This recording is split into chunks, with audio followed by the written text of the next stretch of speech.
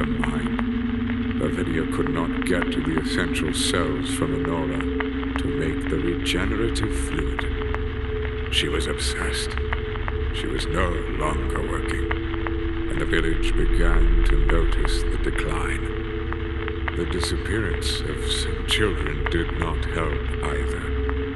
It was more than suspicious, and it was more than obvious that she and Dr. Stern wanted to find a supply of children's stem cells. The villagers were plunged into rumors and mistrust. Soon the appearances of Lavinia and the doctor were feared among the villagers. Gradually, almost everyone left the village except for Mrs. Norman, an old woman driven mad by her son's death in the swamp. At night, this poor woman would wander around the village, lighting candles everywhere, praying for the soul of her son and all the missing children. Lavinia realized that her creation did not humanly understand reality. Her reality was a mixture of the natural world and fictional delusions. Trying to awaken the real Eliza inside her, she built a theater, made her live this parallel reality, like a sinister doll's play. Enora and I lived as refugees in the other wing of the mansion, protected by the porcelain creatures.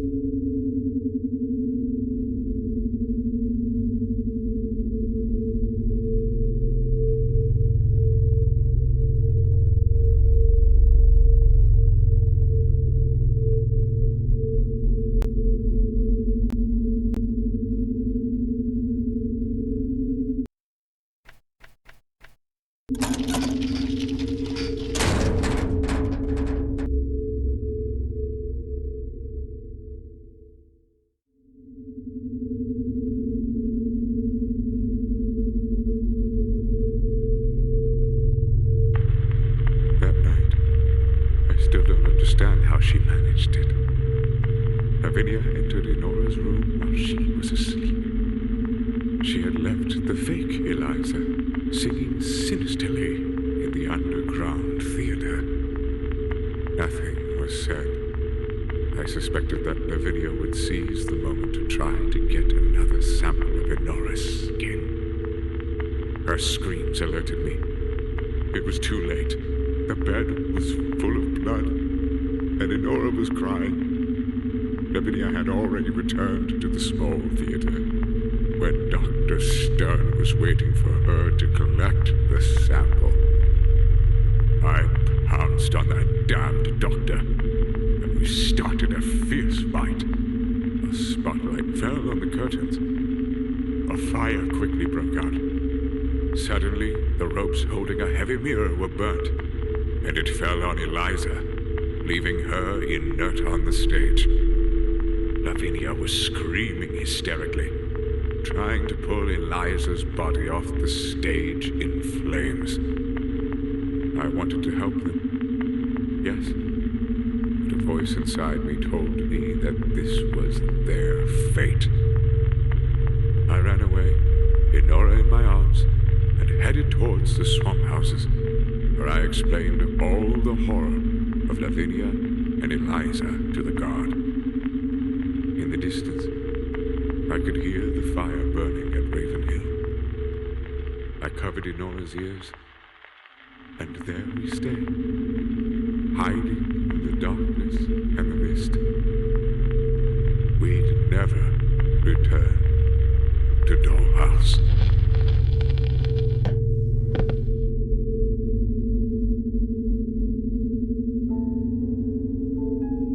Finally, Eliza, you know what has been said about the devil.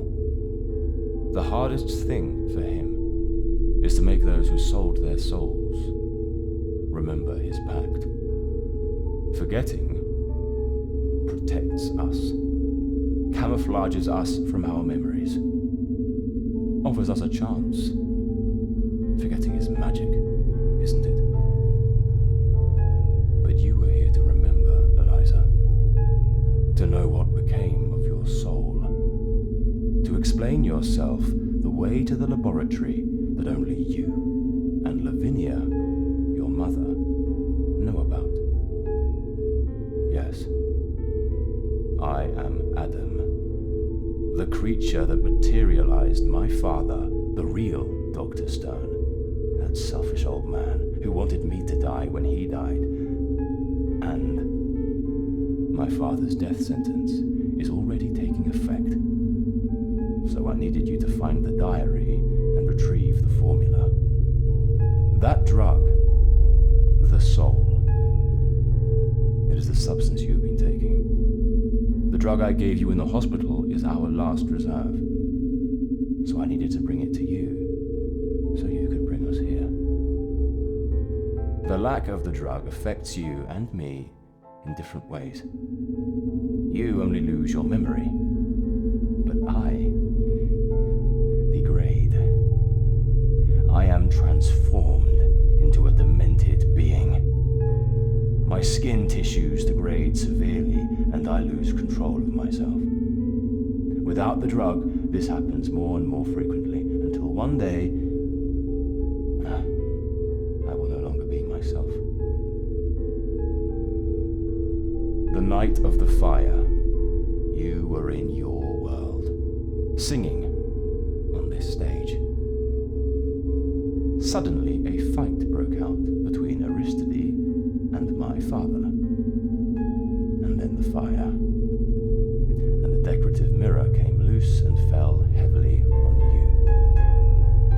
The last thing you saw, Eliza, before you fell into your long unconsciousness, was your own image. For this reason, when you look at it again, your memories are triggered as if it were a nightmare. I am ready, and I cannot waste another minute. Give me the diary with the formula. I must make it right now in the lab, or else I won't be able to recover my appearance, and I'll start to degenerate again and go mad until I end up as a monster that rots and dies. No.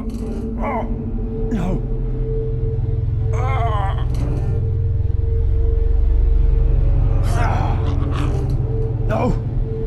Wait! Not yet! Go away. Run! Run away from here!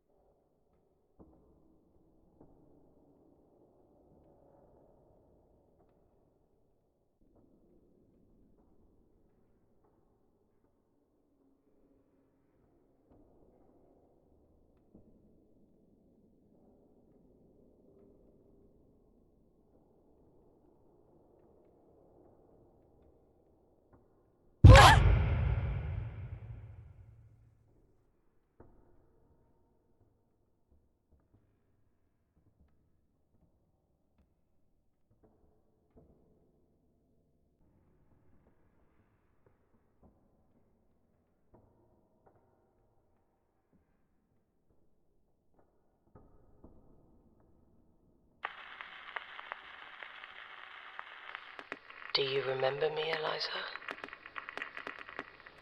I always felt guilty about that day. Our mother went mad, and our father could not take it anymore. He died soon after he took refuge in the swamp.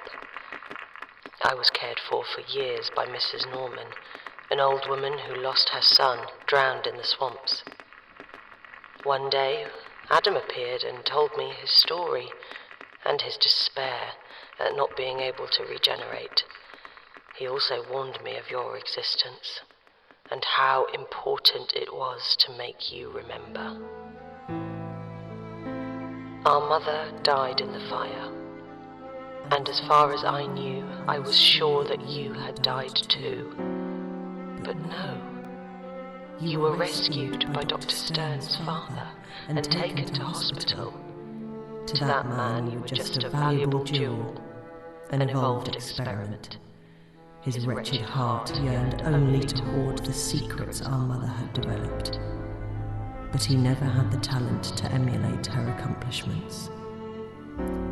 As for Adam, his other creation, old Dr. Stern had decided not to leave a record of the formula, so that when he died, his spawn could not regenerate and would die as well. Adam was degenerating rapidly, and I couldn't help him. Our mother never let him into the lab. Only you could search your subconscious and remember how to access the lab, get the diary with the formula, and thus make his regeneration possible, and yours as well. The doctor spent the last doses on this trip. We have the formula, Eliza. You can stay here with me. We will resurrect this house. Everything will be fine. Come with us.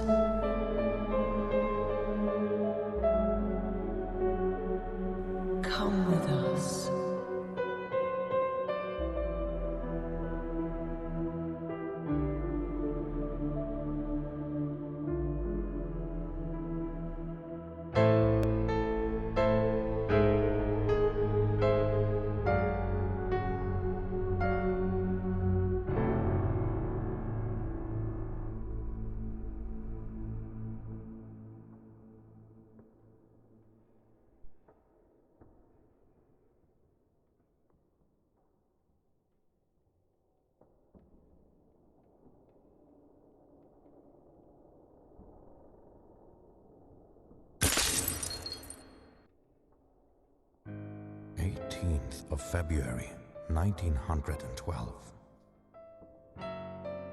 Diary of the Stern Hospital Management. Section log. Admissions and events. A fortnight ago, at 2 o'clock in the morning of Thursday, February 3rd, Eliza de Moor, patient 24354, awoke from a deep coma in which she had been since the terrible tragedy which devastated a large part of her family estate, the Dollhouse. On first inspection, the girl appears to be in good physical condition, but her mental state is not. The girl's brain does not seem to assimilate reality correctly. She has erratic behavior and suffers from episodes that alter her conscious state. Her mind seems to be transported to another world. When she wakes up, she remembers nothing. It is as if this state of obnubilation erases the data from her mind. And when she wakes up, everything starts all over again, with no memories and nothing to hold on to. Despite this, in her episodes of disconnection, she seems happy, spending hours in the playroom, talking to herself and playing with her dolls. I judge this interaction with toys to be positive and hope that in time it will serve to restore her memories and her sanity. My son Adam is still fascinated by her. I don't know if it's because I've awakened his vocation as a doctor in him, or because they have more in common than they think. I don't know. Maybe I shouldn't write this. But when I watch her while she's in her world, I discover something sinister about her.